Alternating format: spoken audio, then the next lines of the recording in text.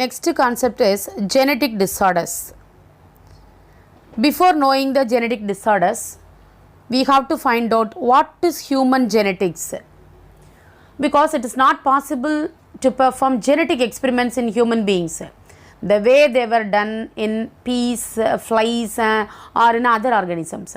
But at the same time, human heredity is also very important from biological, medical and anthropological point of view. So, before going into the pedigree analysis and other concepts, we must know what is human genetics. Here, the study of inheritance of characters in human beings is called human genetics. Who started this human genetic experiments first? The first study in human genetics was carried out by a British doctor, Sir Archibald Gerald, in the year 1902, who discovered that the black urine disease, that is alkaptonuria, and which is caused by a recessive gene that is inherited like a Mendelian factor. So, this is the way first study of inborn error of metabolism and biochemical genetics. Therefore, Gerard is popularly known as father of biochemical genetics and father of human genetics. So, what are the tools which are helpful for the human genetics? We will see pedigree analysis, population genetics, cell culture, study of twins, karyotype, and these are some of the tools which are useful to studying or just knowing more about human genetics. Now, in our concept, we are going to study 5.8.1 pedigree analysis. It is a system of analysis by following the movement and distribution of certain genetic traits. It is the analysis of diagrammatic record of inheritance of a particular trait or traits over two or more generations in a family tree. The analysis helps in finding out the possibility of inheritance of a trait in homozygous or heterozygous state in a particular offspring. A family tree or pedigree is drawn up using certain standard symbols. For pedigree analysis, information about the family's history for a particular trait is first collected. That is important, then only we can proceed. Next, the expression of the trait is assembled into the family tree.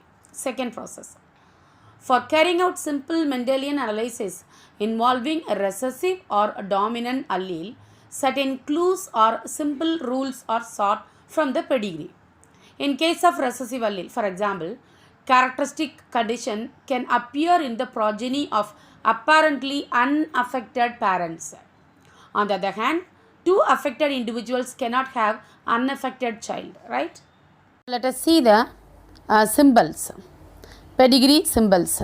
First one is males are symbolized by squares. Females are symbolized by circles.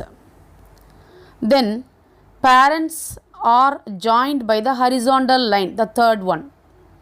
Fourth one is offspring are connected to the horizontal, horizontal line below the parents in order of birth, left to right. Circle or square with a number inside that shows number of children of sex indicated. Then affected individuals are symbolized with a solid representation. The entire circle or square is shaded. Then heterozygotes or carriers are represented by half shading of the symbol. Half shading, you can see that here it is given heterozygotes for autosomal recessive, and carrier of sex linked, it is symbolized by dot. Usually carriers we can find out with the help of dot inside, whatever it is, whether it is inside the square or circle. Here some other symbols are shown here: death, a square and the cross line, and abortion or stillbirth, sex unspecified, that is given in a different symbol. And then propositus, it means the person from whom a line of descent is traced, that is the main person, that is given propositus. Likewise, identical and non-identical twins also, it has its symbols. Here dizygotic non-identical twins, it is not connected with any horizontal line, but identical twins are connected with the horizontal lines.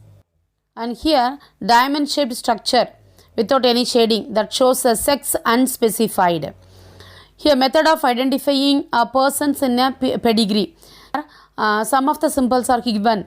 The propositus is child 2 in generation Roman letter 2, or Roman letter 2 number 2. Here what is that Roman letter 2? Here Roman numerals symbolize the generations.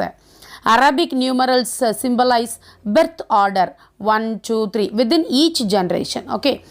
Here the mating between relatives is shown with a double horizontal line in between. Okay. That is called consanguineous marriage.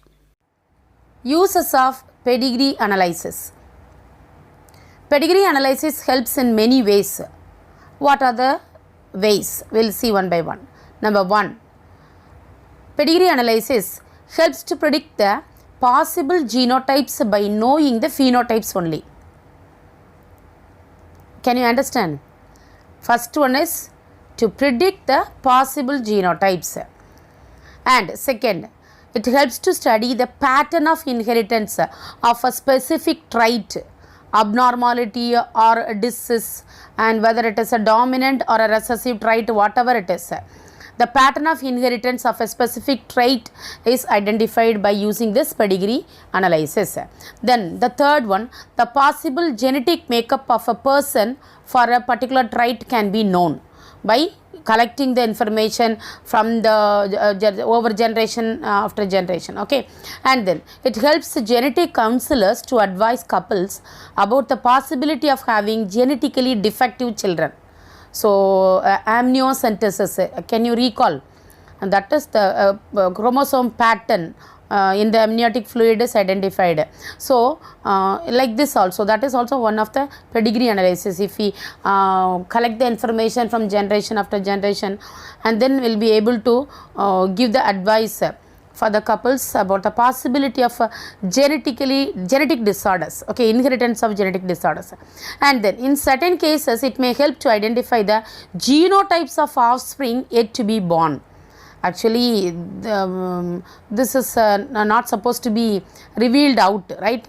Sex revealing of sex before pasteurization is a crime. Okay.